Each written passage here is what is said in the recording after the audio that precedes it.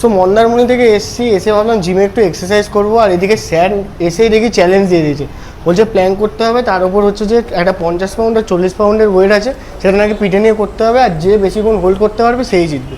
মানে আসা মাত্রই চ্যালেঞ্জ, দেখতে হবে না কতটা স্ট্যামিনা আছে। ঠিক আছে চলো হিরো মানব, শুরু করছি, চলো দুজনে একসাথে করবে। শুরু করি, স্টার্ট করো, চলো স্টার্ট করো। রেডি, চলো 1 এটা 2 চিটিং করতে হবে। 3 স্টার্ট। চলো 1, হেরে যাবো এটা। না না ঠিকঠাক করো।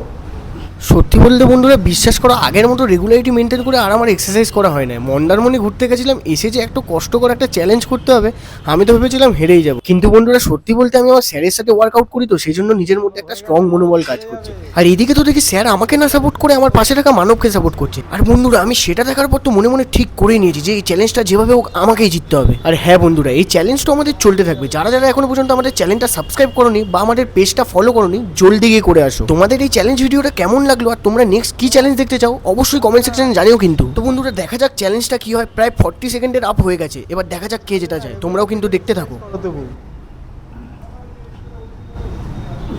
শাবাশ,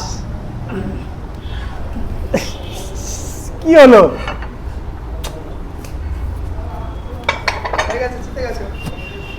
চলো চলো চলো, গুড। তুমি কি খেয়েছো মন্দারমণিতে? হ্যাঁ? কি খেয়েছো? 10। ভালো লড়েছে, ভালো কম্পিটিশন করেছে, তার জন্য প্রাইজ মানি।